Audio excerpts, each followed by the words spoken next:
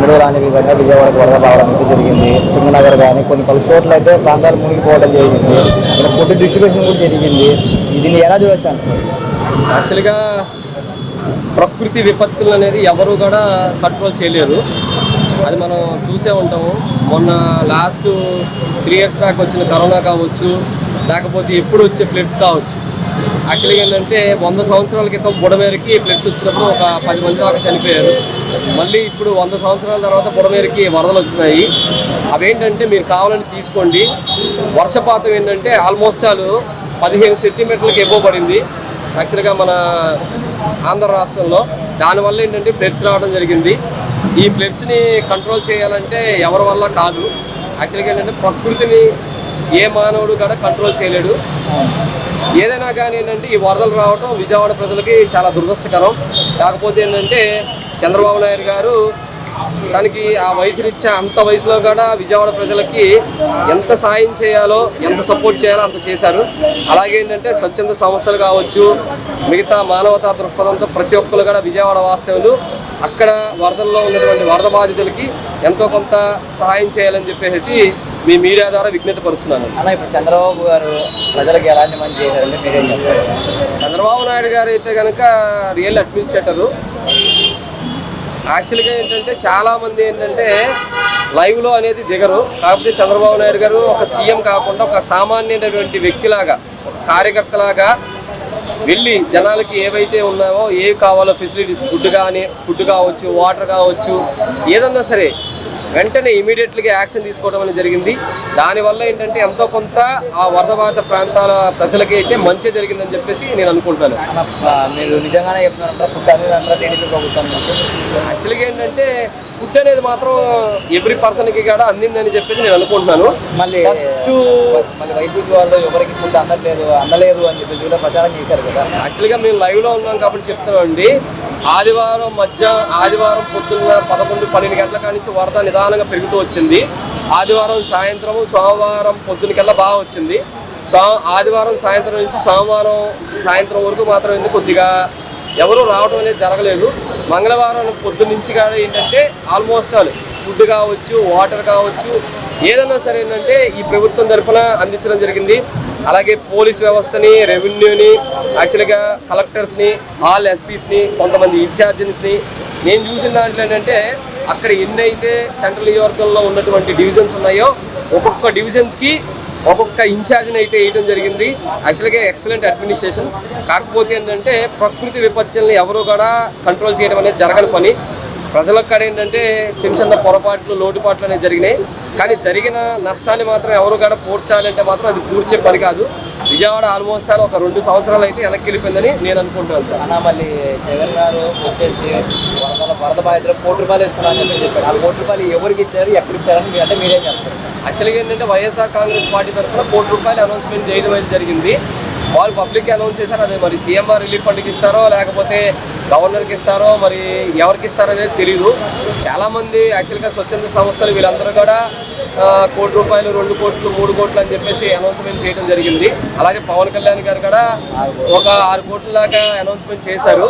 ఏమైనా సరే ఏంటంటే ఇలా స్వచ్ఛంద సంస్థలు ఎవరైనా కావచ్చు డబ్బులు ఎంతో కొంత సీఎంఆర్ రిలీఫ్ ఫండ్కి ఇచ్చి ప్రజలకి ఎంతో కొంత మంచి చేయాలని చెప్పేసి నేను ఆశాభావం వ్యక్తపరుస్తున్నాను.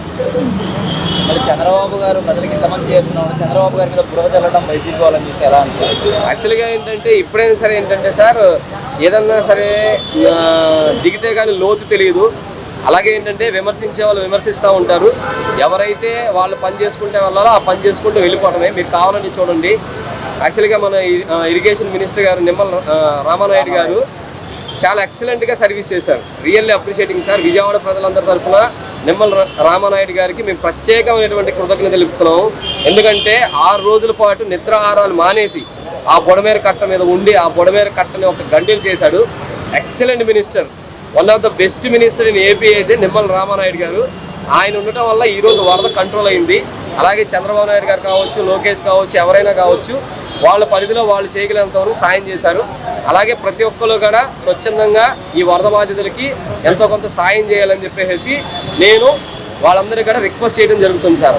బుడమేరు కట్ట తెగిపోవడానికి టీడీపీనే కారణం అని చెప్పేసి యాక్చువల్గా ప్రకృతి విపత్తులకి టీడీపీ, వైఎస్ఆర్, సిపిఐ, జనసేన అనేది కాదండి. ప్రకృతి అనేది కనుక విలయతాండవం చేస్తే దానికి ఎవరు కూడా కంట్రోల్ చేయలేరు. మళ్ళీ వైసీపీ ఎందుకు ఇలాంటి ప్రచారం చేసింది అంటారు? యాక్చువల్గా అపోజిషన్ అన్నప్పుడు ఎంతో కొంత విమర్శిస్తూ ఉంటారండి.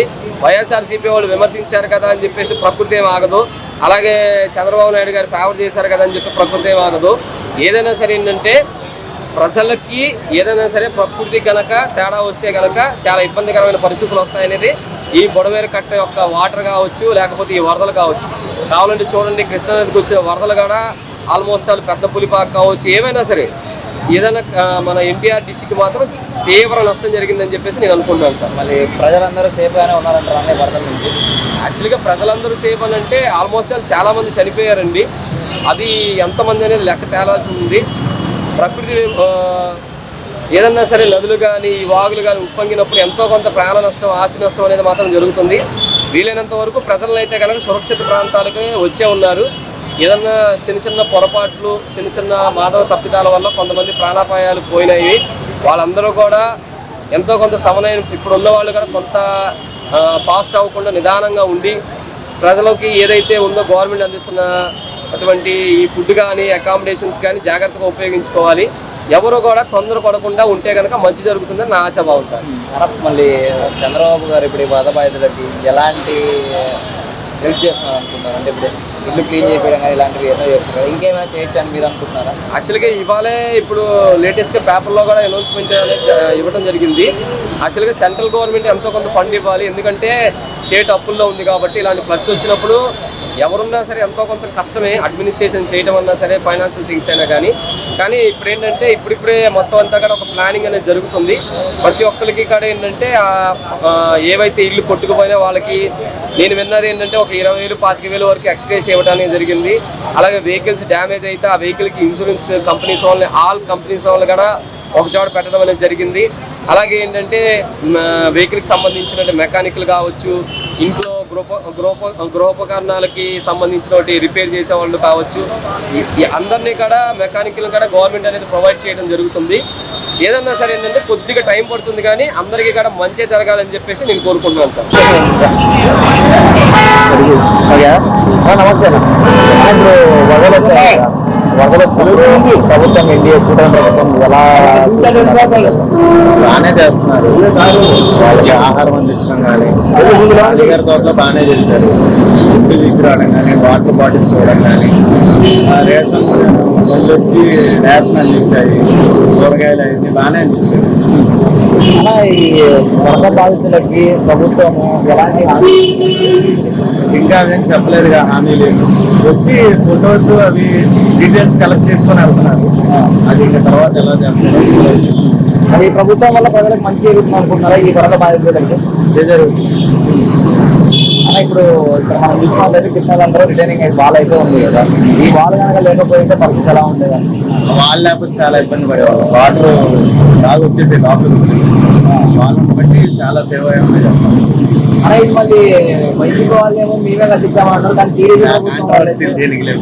మీరు ఓపెన్ చెప్పండి, మీ ఓపెన్ చెప్పండి. చెప్పేదేమండి, సగం వాళ్ళు కట్టించారు, తర్వాత మా వాడికి పూర్తి చేశారు. మళ్ళీ చంద్రబాబు గారు విమర్శిస్తున్నారు కదా, ఎలా చూద్దాం? ఈ రాజకీయం అంటే అంతే కదా, జరిగేదంటే. చెప్పండి.